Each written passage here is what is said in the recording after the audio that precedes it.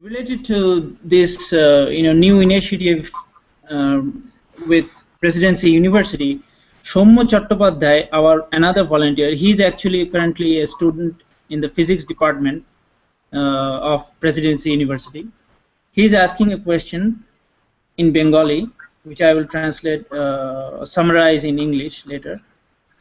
He's asking, গুটি কয়েক college বিশ্ববিদ্যালয়কে সেন্টার অফ এক্সেলেন্স হিসেবে গড়ে তোলা নাকি বিদ্যমান সবকটি শিক্ষা প্রতিষ্ঠানকেই কোয়ালিটি অফ এডুকেশনের নিরিখে সমান উচ্চতায় নিয়ে যাওয়া, শিক্ষার সার্বিক মানোন্নয়নের জন্য কোন কাজটা বেশি গুরুত্বপূর্ণ? So he's actually asking whether we should implement the strategy that we have taken regarding Presidency University for all our universities. There are, I think, dozens of universities in West Bengal alone. So what would you like to say about this? This is a general question. In fact, this has come up in connection with the Presidency University, but this is a general question come up in not just in West Bengal, it's come up in rest of India and in the rest of the world. The issue is, should we try to bring all the universities to the same level, or should we concentrate on some centers of excellence?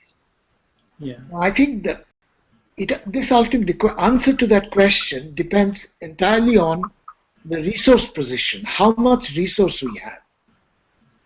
Unfortunately, in most places, not just in India, even in many other countries, there is resource scarcity.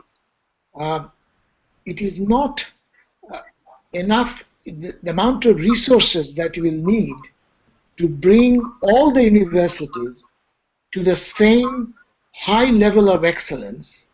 The amount of resources that you'll need for that is enormous. Even in the United States, they don't try that. So let me give you examples of two countries from which you can draw lessons. One is the United States, particularly the state where I'm in, California. And the other example I'm going to give from a completely different system, China.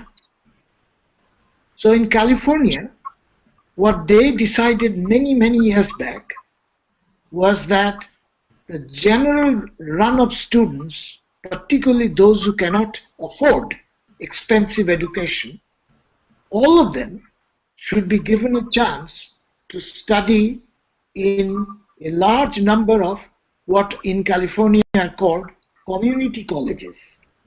These are the fees are very low, almost negligible, at least used to be negligible, and it gives you some minimum, not at the high excellence level, some minimum level of education.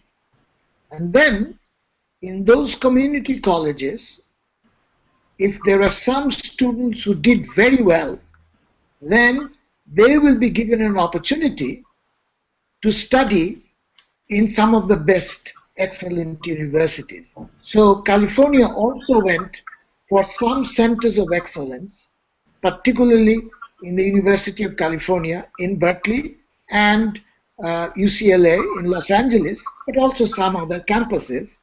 These are centers of excellence. So if a student does very well in community college, then he or she can apply for transfer to these centers of excellence. And of course, say suppose he or she applies to Berkeley, the Berkeley admission people looks at his or her qualification and in many cases then admits them. So it's like the general run of students get the very cheap, relatively inexpensive, minimum standard community college education, and then those who through that process do very well then go on to these centers of excellence. okay. Of course, I was talking primarily of public university. University of California, even when it's a center of excellence, is a public university, so the fees are relatively low compared to private universities.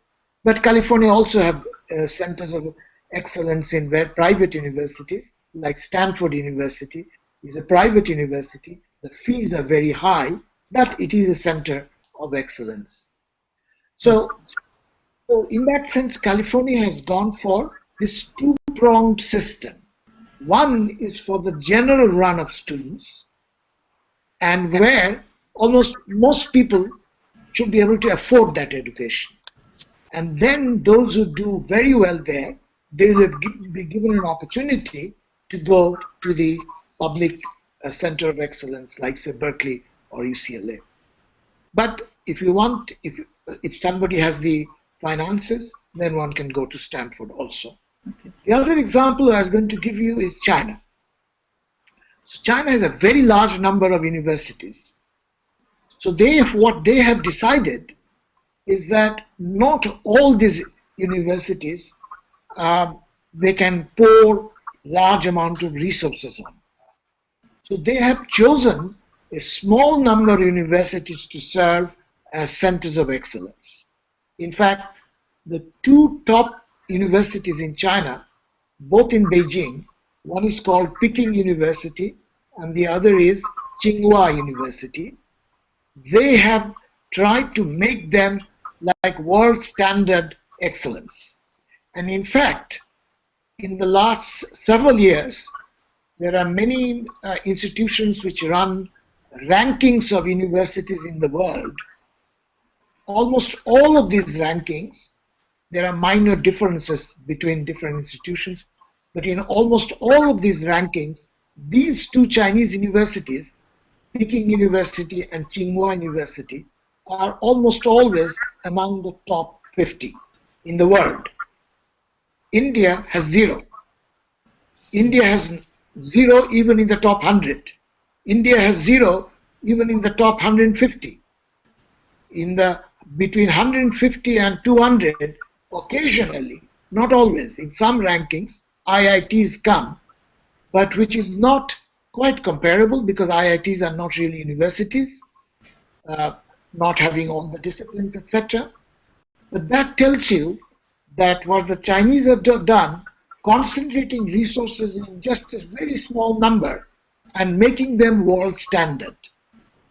We in India are at the moment in somewhat, I would say, torn about what to do. I don't think the authorities have yet made up their mind.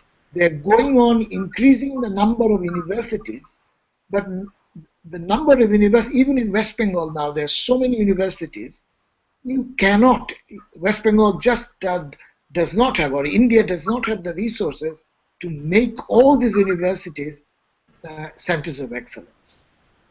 Even the United States doesn't do it, China doesn't do it, and of course we have far less resources than they do. So I think one has to go that two-pronged route, because essentially we just don't have enough resources to make everybody the same center of excellence. However, what one can do is this transfer system that I mentioned. If in the general run of universities, with some minimum standards, some students do very well, they should be then given an opportunity to go to the chosen 2 or 3 places that India might decide. So far, India has not decided to do that. You hear on both sides, but I think India needs to make up its mind about this.